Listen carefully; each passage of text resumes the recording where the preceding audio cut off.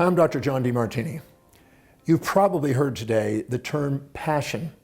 You probably go throwing it around and said, oh, find your passion. Oh, he's so passionate. I wish I had my passion back. He's so full of passion. And you hear people using that word. But if you ever looked up in the dictionary, the etymology of the word passion means to suffer. It comes from patti or passio or passi, which means to suffer. And most people don't realize that. About 1985, when the Passion for Excellence came out, the word got shifted from its original etymology to something that you think is excitement, enthusiasm, etc., and you need that. But actually, passion means to suffer. And it is derived from striving for that which is unavailable and trying to avoid that which is unavoidable in your life. This is what the animals do, and what we, when we are living by our animal brain, does.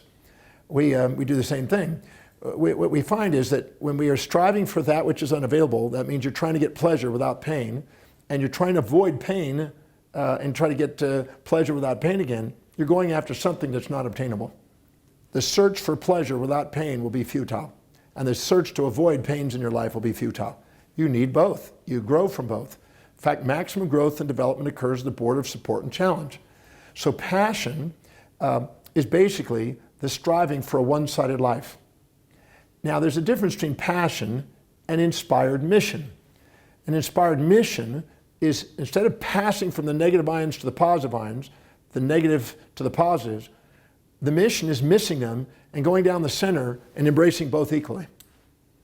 An inspired mission is obtainable. You can actually achieve your inspired mission and fulfill that. But a passion is unobtainable. It's a temporary thing. It's an immediate gratification that eventually leads to side effects.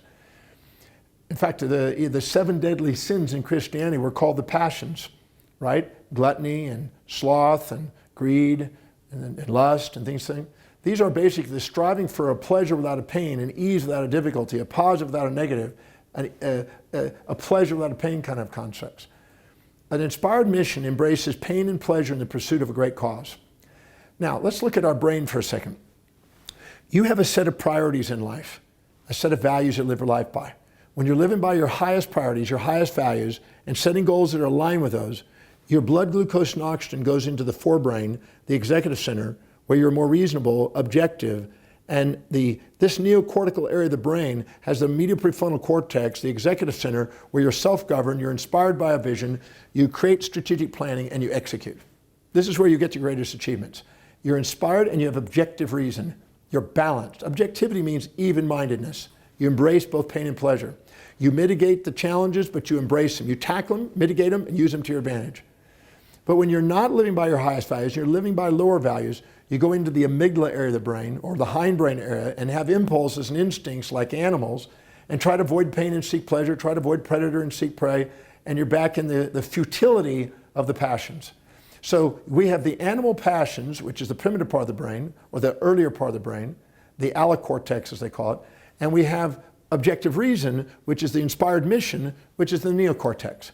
So if we're living by our forebrain and with foresight, we go farther in life and have more empowered life than if we live by our hindsight and learn by trial and error with impulses and instincts.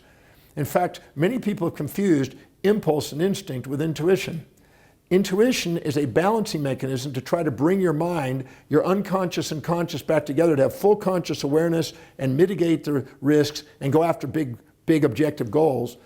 But what happens is if we're living by our passions, we're trying to pass from one negative ion to the positive ion, missing out on one side, trying to avoid one side, looking for the easy life, immediate gratification.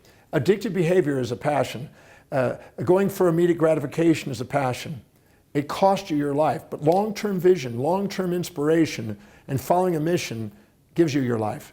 One is teleological and purposeful, and the other one is telenomical and basically reactive.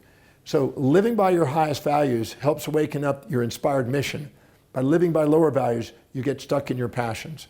It takes no effort to be passionate.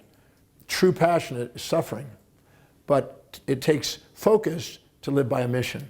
So if you're not filling your day with high priority actions that inspire you, that are missionful and purposeful, your day is going to fill up with low priority distractions that are not and are aspiring, which are passionate and miserable. So my advice is to prioritize your daily life, live by highest priority, delegate lower priority things, Get on with an inspired mission. Get clear about what that is, what you want to dedicate your life to, the thing you want to make a difference in the world, or otherwise your day and life will fill up things that distract you, that are uninspiring, and to compensate, you'll look for immediate gratification with your passions, which will be the source of your suffering.